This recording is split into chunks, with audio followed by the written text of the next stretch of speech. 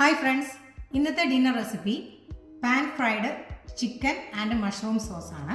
അപ്പോൾ ഇവിടെ ഞാൻ അതിനു വേണ്ടി ഒരു 6 തൈ ഫില്ലറ്റാണ് എടുത്തു വെച്ചിരിക്കുന്നത്. നിങ്ങൾക്ക് ചിക്കൻ ബ്രസ്റ്റ് അവൈലബിൾ ആണെങ്കിൽ ചിക്കൻ ബ്രസ്റ്റ് വെച്ചും ഇത് ചെയ്യാവുന്നതാണ്. അത് കുറച്ചുകൂടെ ഈസി ആയിരിക്കും.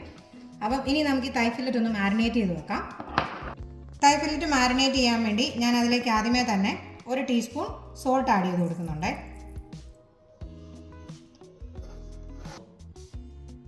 ഇനിയും അടുത്തത് 1 ടീസ്പൂൺ പെപ്പർ പൗഡറും കൂടെ ആഡ് ചെയ്ത് കൊടുക്കുന്നുണ്ട്. ഇനി ഒരു 1 ടീസ്പൂൺ ഗാർലിക് സോൾട്ടാണ് ഞാൻ ആഡ് ചെയ്യുന്നത്. ഞാൻ ആഡ് ചെയ്യുന്നത് തൈമാണ്. ഇത് ഫ്രഷ് തൈമാണ്. ഡ്രൈ തൈം ആണെങ്കിൽ അത് അവൈലബിൾ ആണെങ്കിൽ അത് നിങ്ങൾക്ക് യൂസ് ചെയ്യാം. ഇത് ജസ്റ്റ് ഞാൻ ചുമ്മാ ഇങ്ങനെ ഇട്ട് കൊടുക്കുന്നേ ഉള്ളൂ. ഇത് നമ്മൾ പാനിൽ ഫ്രൈ ചെയ്യുമ്പോഴത്തേക്കും അതിൻ്റെ കൂടെ ജസ്റ്റ് ഫ്രൈ ചെയ്തെടുക്കാം. ഇനി ലാസ്റ്റായിട്ട് നമുക്കിതിലേക്ക് ഒരു 2 ടേബിൾ സ്പൂൺ ഒലിവ് ഓയിലും കൂടെ ഞാൻ ആഡ് ചെയ്ത് കൊടുക്കുന്നുണ്ട്. ഇനി നമുക്കിത് നന്നായിട്ടങ്ങ് മാരിനേറ്റ് ചെയ്ത് വെക്കാം. ഇനി നമുക്ക് മഷ്റൂം സോസ് ഉണ്ടാക്കിയെടുക്കാം. അതിനുവേണ്ടി ഒരു പാൻ ചൂടാക്കുക. അതിലേക്ക് ഒരു 2 ടേബിൾ സ്പൂൺ ഒലിവ് ഓയിൽ ഒഴിച്ചു കൊടുക്കാം. ഒരു ചെറിയ പീസ് ബട്ടറും കൂടി ഇട്ട് കൊടുക്കുന്നുണ്ട്.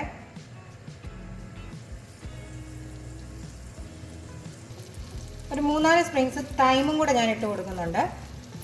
1 ടേബിൾ സ്പൂൺ ഗാർലിക്ക് മിക്സ് ചെയ്ത് വെച്ചിട്ടുണ്ട്, അതും കൂടെ ഇട്ട് കൊടുക്കാം.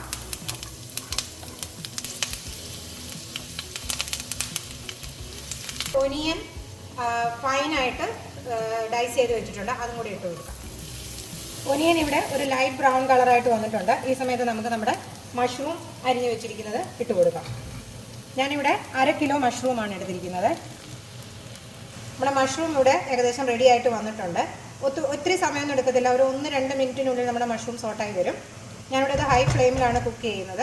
ഇനി നമുക്കിതിലേക്ക് ഒരു 1/2 ടീസ്പൂൺ സോൾട്ട് ആഡ് ചെയ്തിട്ട് കൊടുക്കാം.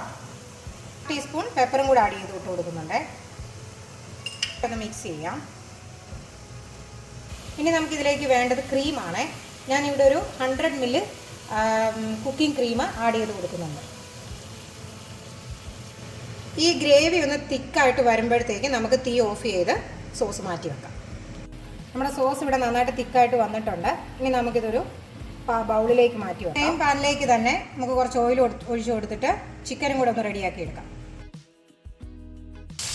ഞാനിവിടെ ചിക്കൻ ഒരു ഫുൾ ഫ്ലെയിമിലാണ് കുക്ക് ചെയ്യാൻ വെച്ചിരുന്നത്. ഒരു 3 മിനിറ്റ് കഴിഞ്ഞപ്പോഴത്തേക്ക് തന്നെ നമ്മുടെ ചിക്കൻ്റെ ഒരു സൈഡ് നല്ല ബ്രൗണായിട്ട് വന്നിട്ടുണ്ട്.